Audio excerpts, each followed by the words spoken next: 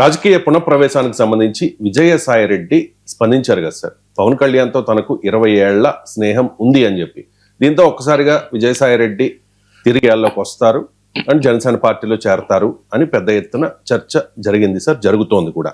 అదే సమయంలో పవన్ కళ్యాణ్ ను ఉద్దేశించి విజయసాయిరెడ్డి గతంలో చేసిన విమర్శల్ని, గతంలో పవన్ కళ్యాణ్ ను విజయసాయిరెడ్డి విమర్శిస్తే తట్టుకోలేని కొంతమంది జన సైనికులు, అలాగే ఇప్పుడు విజయసాయిరెడ్డి వైసీపీకి వ్యతిరేకంగా మాట్లాడుతూ ఉన్నారు కాబట్టి గతంలో పవన్ కళ్యాణ్ ఉద్దేశించి విజయసాయిరెడ్డి ట్వీట్ చేసిన కొన్ని ట్వీట్లను వైసీపీ కార్యకర్తలు కూడా సోషల్ మీడియాలో పోస్ట్ చేస్తూ ఉన్నారు సార్. దీని మీద విపరీతమైన ట్రోలింగ్ జరుగుతోంది విజయసాయిరెడ్డికి సంబంధించి.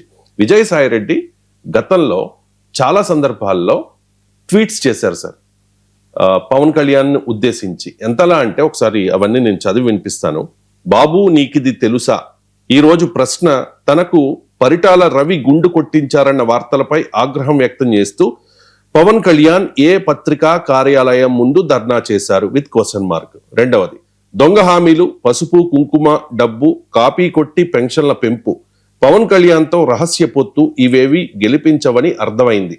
కేఏ పాల్ కాళ్లు పట్టుకుని హెలికాప్టర్ గుర్తు ఇప్పించి తెలుగుదేశం కార్యకర్తలతో నామినేషన్లు వేయించాడు. ఏం బతుకు చంద్రబాబు, ఇంత నీచ రాజకీయం అవసరమా పవన్ కళ్యాణ్ అంటూ పోస్ట్ సార్. ఇంకొకటి, కళ్ళు మూసినా తెరిచినా చంద్రబాబుకు పవన్ కు జగన్ గారే కనిపిస్తూ ఉన్నారు. ఆఫర్ చేసిన ప్యాకేజీకి న్యాయం చేయడానికి ప్రయాసపడి నటిస్తున్నాడు పవన్ కళ్యాణ్ అంటే ప్యాకేజీ స్టార్ అంటూ మాట్లాడారు. పార్ట్నర్ కు నొప్పి లేస్తే పవన్ కళ్యాణ్ వెలువెల్లాడుతున్నాడు. రిటర్న్ గిఫ్ట్ వివాదం కేసీఆర్ చంద్రబాబుల మధ్య నడుస్తోంది అని ఒక పోస్ట్ చేశారు. ఏ గట్టును ఉంటారో ఆయనకే తెలియదు. ఏ రోడ్టి కాడ ఆ పాట పాడేస్తూ ఉన్నారు పవన్ కళ్యాణ్. ఆంధ్ర వాళ్లను కొడుతున్నారంటూ ఆ గట్టుపై నిలబడి గగ్గోలు పెడతాడు.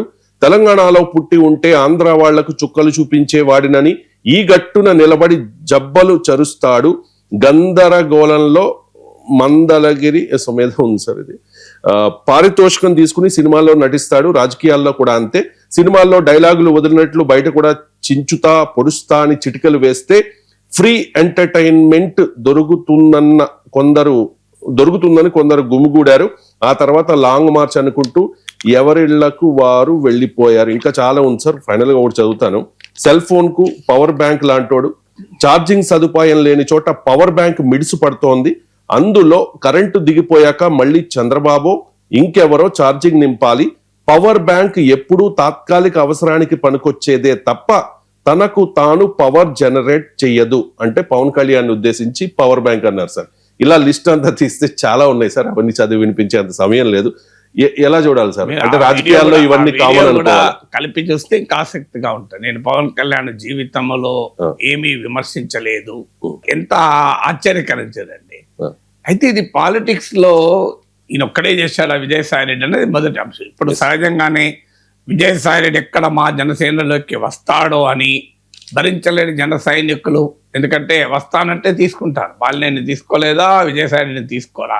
రాజకీయ పార్టీలకు ఏముంది, ఇప్పుడు A1 శత్రువు, A2 మాత్రం మిత్రుడే. సో ఆ స్థాయికి రాజకీయాలు దిగజారాయి కదా. A1 మాత్రమే మాకు శత్రువు, A2 అయినా మాకు అభ్యంతరం లేదు. ఆ స్థితికి రాజకీయాలు తీసుకొచ్చారు. సో నిన్నటి దాకా వైసీపీలో జగన్మోహన్ రెడ్డి క్యాబినెట్లో మంత్రులుగా ఉన్నవారు చంద్రబాబు నాయుడు క్యాబినెట్లో మంత్రులుగా రారా మనం చూస్తూ ఉంటాం కదా. సో అందువల్ల అభ్యంతరం ఏముంటుంది రాజకీయాల్లో, కేతాను గుడ్డలు ఇవన్నీ. ఈ కిందున్న అభిమానులు ఏదో గొంతులు చించుకుంటారు, అంగీలు చించుకుంటారు, కానీ పైన నాయకులంతా ఒకటే మళ్ళీ. సో ఈ పార్టీ నుంచి ఆ పార్టీకి వస్తారు, ఆ పార్టీ నుంచి ఈ పార్టీకి వెళ్తారు. ఇప్పుడు జగన్ ప్రభుత్వంలో మంత్రులుగా ఉన్నవారు తెలుగుదేశంలో ఎమ్మెల్యేలుగా మంత్రులుగా ఉంటారు. తెలుగుదేశంలో ఉన్న వాళ్ళు రేపు జగన్ దగ్గర కూడా ఉంటారు. ఇదేమీ అటు ఇటు మారుతూ ఉంటారు. అందుకే నేను అభిమానులకు చెప్పేది, మీరు వీరావేశం చెందకండి, వాళ్ళంతా ఒకటే, వాళ్ళందరూ కలిసి ఊర్లు పంచుకుంటారు, వాళ్ళంతా ఒకే తాను గుడ్డలు అన్న తారీఖు ఉదాహరణ ఇది. మౌలికంగా ఏమీ తేడా ఉండదు. ఈ పార్టీలు ఉంటారు, రేపు ఆ పార్టీలు ఉంటారు, ఎప్పుడు ఏ పార్టీలు ఉంటారో ఎవరికి తెలియదు. సో అందువల్ల రాజకీయాల్లో అలాగే ఉంటాయి. తర్వాత ఒకే పార్టీలే పక్క పెట్టు. పవన్ కళ్యాణ్ విజయసాయిరెడ్డి ఎందుకు, పవన్ కళ్యాణ్ లోకేష్ అనలేదా? అవి లేవా వీడియోలు? మీరు తెలుగుదేశం నాయకులు పవన్ కళ్యాణ్ టార్గెట్ చేయలేదా? అసలు భవిష్యత్తులో చేయరా? మీరు చూస్తున్నాడు కావాలంటే. అసలు అమిత్ షా మోడీని నిలదీస్తూ కాకినాడలో ఈ పాచిపోయిన లడ్డూలు ఇస్తారా మీకు ప్రత్యేక ప్యాకేజీలు అని చెప్పి हिंदी में मैं बोल रहा हूँ आपके समझ को आने के लिए పవన్ కళ్యాణ్ మాట్లాడలేదా? ఇవన్నీ మనం చూడలేదా? అందువల్ల 2019 ఎలక్షన్ సమయంలో పవన్ కళ్యాణ్ టీడీపీ పవన్ కళ్యాణ్ ఏం అనలేదా? So this is part of the life. So ఇవాళ తిట్టుకుంటారు ఇవ్వంటారు. ఆ మాట కదా మనం చాలాసార్లు చెప్పుకున్నాం. చంద్రబాబు నాయుడు నరేంద్ర మోడీల మధ్య అదైతే క్లాసిక్ స్టోరీ కదా. మై మై మై ఉనో సీనియర్ హై అని నరేంద్ర మోడీ ఐకానిక్ డైలాగ్ ఉంటుంది. మీకు ధర్మేంద్ర, అమితాబ్ బచ్చన్ బాలీవుడ్ సినిమాలో కొన్ని డైలాగ్స్ మనకి ఇప్పటికీ మర్చిపోలేము. సో అలా మీకు నరేంద్ర మోడీ పవర్ఫుల్ డైలాగ్ అది. సీనియర్ హై, దల్ బదల్నే మే సీనియర్ హై, గోదీ మే బైట్నే మే సీనియర్ హై, ఒక్క ఎన్నిక తర్వాత మరో ఎన్నికలో ఓడిపోవడంలో సీనియర్ హై అని అనలేదా మీకు? సో అలా ఉంటుంది. పోలవరంకు ఏటీఎం కర్దియే చంద్రబాబు నాయుడు అని చెప్పి 2019లో బీజేపీ తిట్టలేదా? మనం చూడలేదు ఇవన్నీ. సో మన ఇప్పుడు పోలవరంకు చంద్రబాబు నాయుడే రక్ష అని చెప్పడం లేదా? సో రాజకీయాల్లో ఇది वो बार बार मुझे ये याद दिलाते हैं कि वो मुझसे बहुत सीनियर है. इसमें क्या विवाद है? आप सीनियर है, इसलिए आपके सम्मान में मैंने कभी कोई कमी नहीं छोड़ी है. आप सीनियर है दल बदलने में, आप सीनियर हैं नए नए दलों से गठबंधन करने में, आप सीनियर हैं अपने खुद के ससुर की पीठ में छुरा भोंकने में. अरे आप सीनियर हैं एक चुनाव के बाद दूसरे चुनाव में हारने में, एक चुनाव के बाद दूसरे चुनाव में हारने में, और मैं तो उसमें सीनियर हूं नहीं. आप सीनियर हैं आज जिसको गाली दें कल उसकी गोदी में बैठने में. आप सीनियर हैं आंध्र के सपनों को चूर चूर करने में. साथियों, सम्मान अपनी जगह है. అంటే ఇప్పుడు మీకు ఆంధ్రప్రదేశ్ స్వప్నాలను చూర్ చేయడంలో చంద్రబాబు నాయుడు సీనియర్ అట. మామకు వెన్నపోటు పోవడంలో చంద్రబాబు నాయుడు సీనియర్ అట. ఈరోజు తిడతాడు, రేపచ్చి ఒడిలో పండుకుంటాడు, అందులో సీనియర్ అట. ఒక పార్టీ తరఫున మరో పార్టీకి మిత్రులు కావడంలో సీనియర్ హై. ఇంత ఘోరంగా అన్నాడు కదా.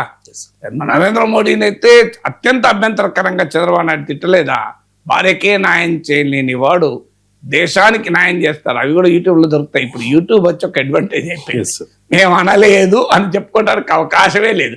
ఇప్పుడు ఎలాగైతే విజయసాయి రెడ్డి ట్వీట్లన్నీ బయటకు వచ్చి నేను ఏనాడు పవన్ కళ్యాణ్ విమర్శించలేదు, ఇక ముందు కూడా విమర్శించను, 20 ఏళ్ళుగా నాకు స్నేహం అని అంటే ఈ ట్వీట్లన్నీ బయటకు వచ్చినాయి కదా. ఇప్పుడు అలాగే బయట్లన్నీ బయటకు రావా? ఇప్పుడు ఇవన్నీ యూట్యూబ్లో దొరుకుతాయి కదా. ఇప్పుడు మీకు భార్యకు న్యాయం చేయలేని వాడు దేశానికి న్యాయం చేస్తాడు. అసలు దేశానికి మోడీ మించిన శత్రువే లేడు అన్నాడు. ఇప్పుడు మోడీ విశ్వగురు అసలు మామూలుగా లేదు కదా. ఏ బీజేపీ ముఖ్యమంత్రులకు కూడా నరేంద్ర మోడీని ఇంత పొగడరు. ఇప్పుడు చంద్రబాబు నాయుడు పోయినంతగా టీడీపీ నాయకులు అంటున్నారు మాకే కాస్త ఎబ్బెట్టుగా ఉంది సార్ మా వాడంతా పొగుడుతుంటే అని. ఈవెన్ బీజేపీ నాయకులు చెప్తున్నారు భరించలేకపోతున్నాం సార్. ఏం పొగుడు సార్ అది, అది మోడీ నమ్ముతారనుకుంటున్నాడు. మోడీ నమ్మడు సార్, మాకు తెలియదు ఆ మోడీ సంగతి. మోడీకి ఒక్కసారి మైండ్లో పడితే అంత ఈజీగా నమ్మడు అని. దానికి ఉదాహరణే 2024 ఎలక్షన్స్కి వచ్చినప్పుడు చిలకలూరుపేటలో అసలు చంద్రబాబు నాయుడు మెచ్చుకోవడానికి కూడా మోడీ సిద్ధపడలే. ఆ తర్వాత బీజేపీ నాయకులు టీడీపీ నాయకులు ఎంబడిపడి ఇట్లయితే మనకి ఇబ్బంది అవుతుంది అన్నాక రాజమండ్రి కాకినాడలో కాస్త చంద్రబాబు నాయుడు మెచ్చుకోవడం మొదలుపెట్టాడు. అప్పటికీ జగన్ ఎత్తి తిట్టలే నరేంద్ర మోడీ. ఇది నిజం కాదా? ఎవరినైనా మీరు టీడీపీ నాయకులు బీజేపీ నాయకులు చెప్తారు చిలకలూరుపేట సభ తర్వాత ఏం జరిగింది, రాజమండ్రి అనకాపల్లి సభలకు మోడీని ఒక్కొక్క చంద్రబాబు నాయుడు పొగిడించేటానికి ఇంత కష్టపడాల్సి వచ్చి చెప్తారు. అందరూ తెలిసిందే రాజకీయాల్లో మీడియాలో ఉన్న వాళ్ళందరికీ. సో అందువల్ల రాజకీయాల్లో ఇదేం సహజం. తిడుతూ ఉంటారు, మెచ్చుకుంటూ ఉంటారు. ఇప్పుడు బొత్స సత్యనారాయణ విజయమని అందరు తిట్టలేదా? వెళ్ళి మళ్ళీ జగన్తో చేరలేదా? సో వీళ్ళు ఒక్క నాయకులని కాదు, ఈ ప్రతి జగన్మోహన్ రెడ్డి అవిశ్వాస తీర్మానం పెట్టలేదా మోడీ ప్రభుత్వం పైన? మీకు వైసీపీ అవిశ్వాస తీర్మానం పెట్టి పార్లమెంట్ సభ్యులు రాజీనామా చేయలేదా? ఇప్పుడు పోటీ పడి విశ్వాసాన్ని చూపడం లేదా? సో అందువల్ల this is part of the life. మీకు క్లాసిక్ గుర్తు రాత్రి బారు ఉదయం దర్బారు, ఈ డైలాగ్ పాపులర్ డైలాగ్. తెలంగాణ ఉద్యమ టైంలో కేసీఆర్ పైన రోజా అన్న డైలాగ్, అవునా కదా? తర్వాత మళ్ళీ కేసీఆర్ నగరిలో ఆ ఇంటికి వెళ్ళి చేపల పులుసు ఏదో పులుసు తినలేదా? సో మరి రాత్రి బారు ఉదయం దర్బార్ అని విమర్శించిన వ్యక్తి మళ్ళీ అంత అద్భుతమైన ఆతిథ్యం ఇవ్వలేదా? అందువల్ల రాజకీయాల్లో this a part of the life. మనం ప్రజలుగా మనం ఆలోచించుకోవాలి. రాజకీయ నాయకులకు ఇబ్బంది ఏమున్నది, వాళ్ళ క్షణానికి మాట మారుస్తూ ఉంటారు. సో నాకు ఇప్పటి గుర్తు టీవీ ఛానల్లో ఉదయం నాతో పాటు ప్యానల్ డిస్కషన్లో ఉండి కేసీఆర్ను తీవ్రంగా విమర్శించాడు. మామూలుగా విమర్శించలే, అసలు ఆ స్థాయిలో విమర్శలు నేనే ఆశ్చర్యపోయాను. అయిపోయింది, బ్రేక్ఫాస్ట్కు కూర్చున్నాం. ఈ లోపల బ్రేక్ఫాస్ట్ కూడా చేయకుండా వెళ్ళిపోయాను, నాకు ఫ్లైట్ టైం అవుతుంది అని. సో ఏమైంది అంటే ఢిల్లీలో కేసీఆర్ ఉండే అప్పుడు వెళ్ళి కేసీఆర్ని కలిసి బీఆర్ఎస్లో చేరాడు మధ్యాహ్నానికి. మళ్ళీ సాయంత్రం ఇంకో ప్యానల్ డిస్కషన్లో కేసీఆర్ తరఫున మళ్ళీ సమర్థించడానికి వచ్చి కూర్చున్నాడు. మార్నింగ్ బ్రేక్ఫాస్ట్, ఈవినింగ్ డిన్నర్లో ఎంత మారింది చూడండి. చూసేవాడికి ఇబ్బంది లేదు, చేసేవాడికి ఇబ్బంది. కొన్నిసార్లు మాకు కన్ఫ్యూజన్ కూడా అవుతుంది. నాయకులు మీడియాలో నేను ప్యానల్ డిస్కషన్లో మానేశాను భరించలేక, ఏ పార్టీ ఉన్నాడో గుర్తుండలేదు. ఇయాలో పార్టీ ఉంటాడు, వెంటనే రేపు పొద్దున ఇంకో పార్టీలు ఉంటాడు. సో అందువల్ల మనం విజయసాయి రెడ్డి ఒక్కరే కాదు, this is how the politics అనే గ్రామర్ ఆఫ్ పాలిటిక్స్. అలా చేయగలిగిన వాడు రాజకీయాల్లో సక్సెస్ అవుతున్నాడు. నీతి నిజాయితీగా ఒకే రకమైన విధానంతో నిబద్ధతతో మాట్లాడితే ప్రజల్లోకి వెళ్ళలేకపోతాం రాజకీయాల్లో. ఇంకో బాధ ఏంటంటే ఇది చూసి అందరినీ అలా అనుకుంటారు. నాలాంటి వాళ్ళు ఇష్యూస్ ఆధారంగా మాట్లాడతాం. ఒక ఇష్యూ పైన ఒక పార్టీకి సంతోషం అనిపించవచ్చు, ఇంకో ఇష్యూ పైన ఇంకో పార్టీ సంతోషం అనిపించచ్చు. దాన్ని బట్టి వాళ్ళకి అనుకూలంగా మాట్లాడడం. మీ క్లాసిక్ ఎగ్జాంపుల్ ఇటీవల ఎగ్జాంపుల్స్ గూగుల్ గూగుల్ ఏ హబ్ విషయంలో నేను మాట్లాడింది టీడీపీ వాళ్ళకి బాగా రుచించింది. అసలు మామూలుగా రుచించలే, లక్షలలో వెళ్ళింది. జగన్ వైసీపీ వాళ్ళకి చాలా కోపం వచ్చింది.